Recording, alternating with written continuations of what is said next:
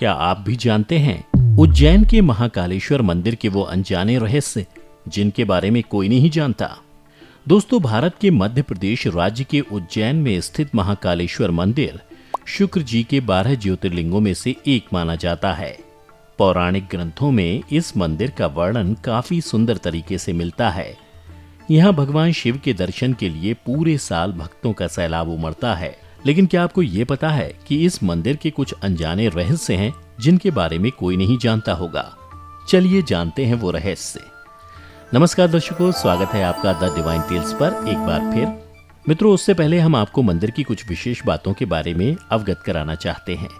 भगवान शिव के इस ज्योतिर्लिंग का श्रृंगार भस्म और भांग से किया जाता है। ये भस्म आरती पूरे विश्व में प्रसिद्ध है और इसे महाकाल इसलिए कहा जाता है क्योंकि प्राचीन समय में यहीं से संपूर्ण विश्व का मानक समय निर्धारित होता था, जिस वजह से इस ज्योतिर्लिंग का नाम महाकालेश्वर रखा गया है। ये है महाकालेश्वर मंदिर का इतिहास। पुराणों के अनुसार अवंतिका यानी उज्जैन महादेव को काफी प्रिय था। एक समय अवंतिका नगरी में एक ब्राह्मण रहता था जिसके 4 पुत्र थे। वहां पर दूषण नाम के एक राक्षस ने आतंक मचा रखा था।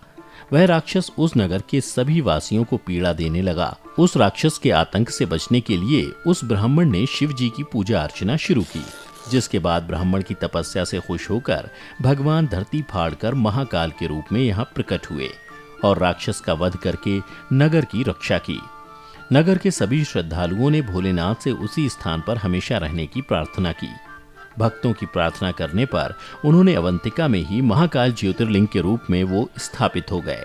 तब से ही ऐसा माना जाता है कि जो यहाँ हो रही आरती में शामिल हो जाए उसके सभी कष्ट दूर हो जाते हैं। और तो और इसके बिना आपके दर्शन पूरे भी नहीं माने जाते हैं। यहाँ होती है भस्म आरती।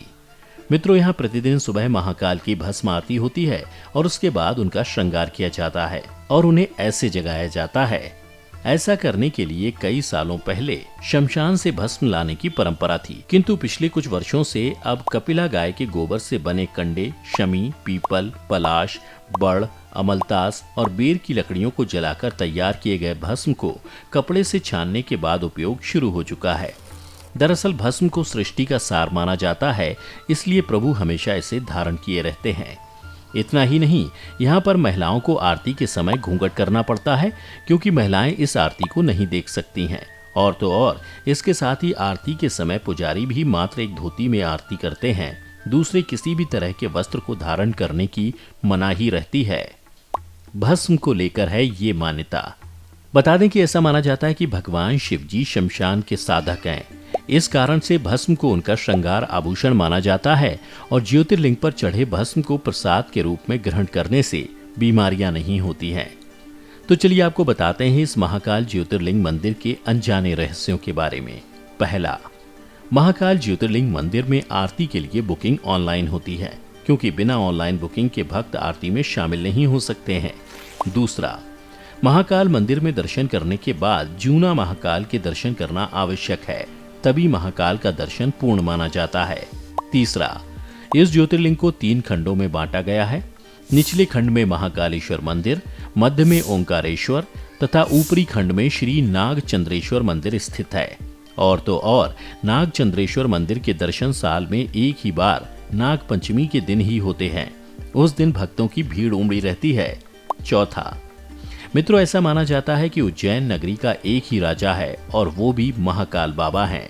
ऐसा कहा जाता है कि विक्रमादित्य के शासन के बाद से यहाँ किसी भी राजा का शासन नहीं रहा और यहाँ कोई भी राजा रात में रुक नहीं सकता, क्योंकि ऐसा कहा जाता है कि किसी बड़े पद पर पदस्थ मनुष्य जैसे प्रधानमंत्री, मुख्यमंत्री यहाँ रात में नहीं रुक सकता। जिसने भी यहाँ रुकने की कोशिश की है उसे परेशानियों को झेलना पड़ा है। पांचवा, बता दें कि भगवान शिव जी के गर्भगृह में एक विशाल दक्षिण मुखी शिवलिंग स्थित है। साथ ही माता पार्वती, गणपति जी व कार्तिकेय की प्रतिमाएं भी स्थित हैं और गर्भगृह में नंदी दीप स्थापित है जो सदैव जलती रहती है। अंत में आपको ये भी बता दें कि आखिर आप यहाँ पहुंचेंगे कैसे। आप यहाँ पर इंदौर से हवाई यात्रा, रेल या सड़क मार्ग से महाकाल मंदिर पहुंच सकते हैं। उज्जैन पहुंचने के लिए सड़क मार्ग का भी इस्तेमाल किया जा सकता है। और तो और आप महाकाल मंदिर के अलावा यहाँ पास के हरिसिद्ध मंदिर में भी जा सकते हैं, जो देवी सती के 51 शक्तिपीठों में से एक है।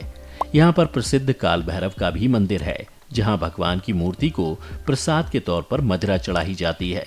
आप यहाँ के गोपाल मंदिर में जा सकते हैं, जहाँ भगवान कृष्ण की पूजा होती है। यहाँ का मंगलनाथ मंदिर भी काफी मशहूर है। यह देश का एकमात्र मंदिर है जहाँ मंगल संबंधी दोषों का निवारण किया जाता है। बता दें कि यहाँ आपको अधिकतर मंदिर ही मिलेंगे। तो मित्रों, आपने जानी उज्जैन के महाकालेश्वर मंदिर से जुड़ी कुछ बातें। अगर आपको पहले से किसी भी बात की जानकारी थी तो हमें नीचे कमेंट करके जरूर बताएं। आज की वीडियो में बस इतना ही। हम उम्मीद करते हैं कि हमारी वीडियो के जरिए आपको कई सवालों के जवाब मिल गए होंगे। अगर ये वीडियो पसंद आई हो तो इसे लाइक और शेयर जरूर कीजिएगा। अगर आपने हमारे चैनल को सब्सक्राइब नहीं किया है तो जरूर करिए। इसके साथ ही मुझे दें इजाजत, और हाँ, वीडियो को अंत तक देखने के लिए आपका बहुत बहुत शुक्रिया।